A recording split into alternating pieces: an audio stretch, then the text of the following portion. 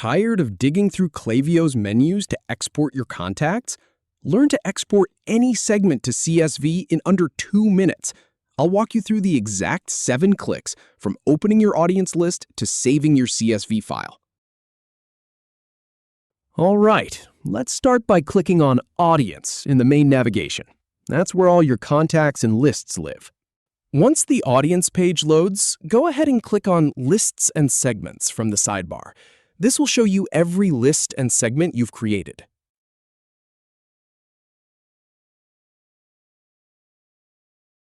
Now, in the list that appears, find the segment named Bobby Segment and click on it to open its details.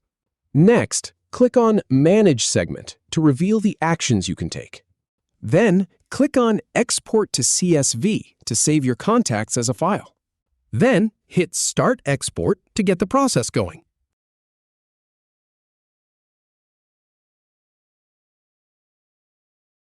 And then, just wait for it to download.